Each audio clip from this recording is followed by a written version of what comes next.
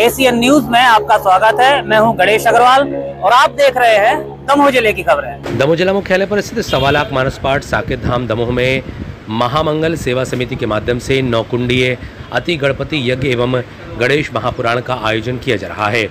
यज्ञ पूर्णाहुति अनंत चतुर्दशी 17 सितंबर 2024 को होगी। इसको लेकर के श्री भगवान के द्वारा विस्तार से जानकारी दी गई। आयोजन के दौरान बड़ी संख्या में लोगों की मौजूदगी रही। Bureau report Asian news.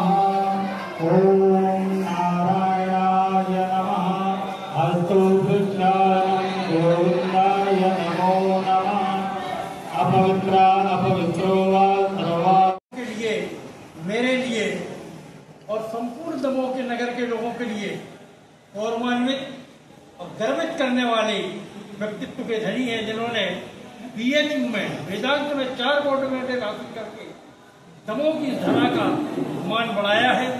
ऐसे श्री भगवान वेदांत आचार्य आपके बीच में मौजूद है। आप उनसे जो भी प्रश्न करना चाहे, जो भी चर्चा करना चाहे, उनसे मुखातिब हैं। आइए एक बार फिर आप करते हैं। हम ये जानना चाह रहे हैं इस यज्ञ से 5 घंटे सर्वप्रथम भगवान का पूजन, जिसमें गणेश, नवग्रह, षोडश मातृका, क्षेत्रपाल और साथ में हमारे वास्तु, क्योंकि वास्तु का बहुत विधान है, तो वास्तु की तरफ लोग अभी अग्रसर भी हुए हैं। लोग समझना भी चाहते हैं कि वास्तु क्या है, तो वास्तु पूजन और उसके बाद प्रधान देवता का पुनः पूजन, महागणपति का पुनः पूजन, और फिर उसके बाद उनका अर्चन होगा दुर्गा से।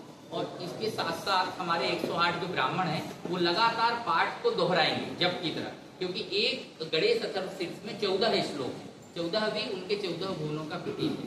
14 श्लोकों का पारायण लगातार होगा, जिसमें 1 से 10 तक पारायण होता है। 4 श्लोकों का पारायण नहीं होता। यहाँ भी देखिए चतुर्थी आएगी, चतुर्थी सप्ततियों की माता है, तो वो 4 जो छोड़े जाते हैं वो फलश्रुति है। तो 1 से लेकर 10 तक बार बार आरंभ होगा, और जब अंतिम बार पुनः होगा तो ऐसे पाठ चलेगा और अर्चन चलेगा। अब सबसे बड़ी बात, यह अति गणपति यज्ञ जो है वह 108 ब्राह्मणों के द्वारा 251 संतों के मध्य में लगभग 2.25 लाख से ऊपर अभी दमोह की जनता हो चुकी है। तो ये जो सवाल वाला अंग है वो कहीं से भी मिटता नहीं है, इसे मैटा नहीं जा सकता।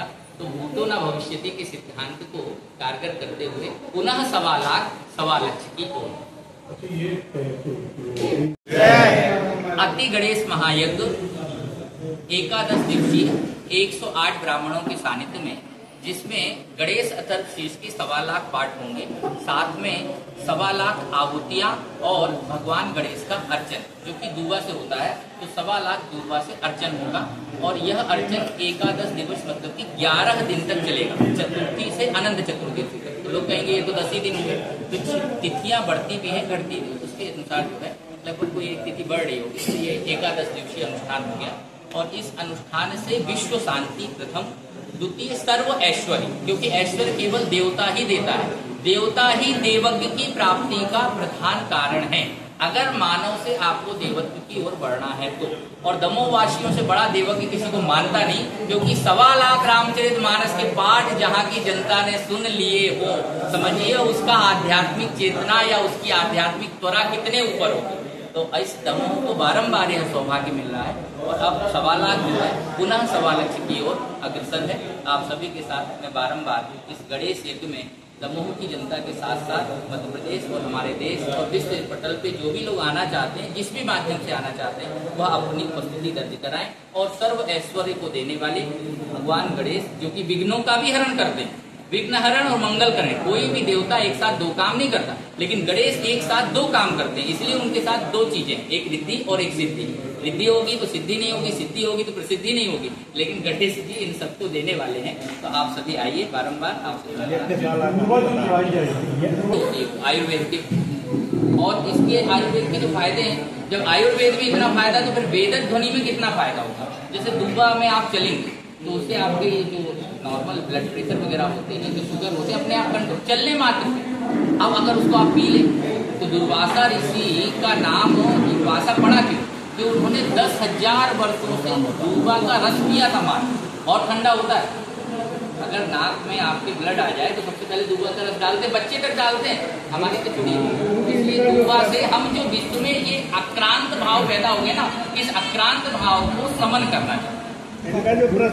हम राधा ने गणेश की उपासना की, लोगों को अविज्ञता है क्योंकि वो पुराणों की तरफ, अपने नॉलेज की तरफ, अपने ग्रंथों की तरफ उन्मुख नहीं होना चाहते। गणेश ने जब यह वरदान दिया तो राधा की साधना के साथ ही गणेश की साधना परिपूर्ण होती है। तो राधा अष्टमी के दिन से गणेश जी की कथा जो है इस बार 11 सितंबर को राधा अष्टमी पड़ रही है सायंकालिक बेला में, और भगवान की संध्याकालिक बेला ही ज़्यादा अच्छी मानी जाती है। कथा प्रारंभ होगी और हरी कथा होगी।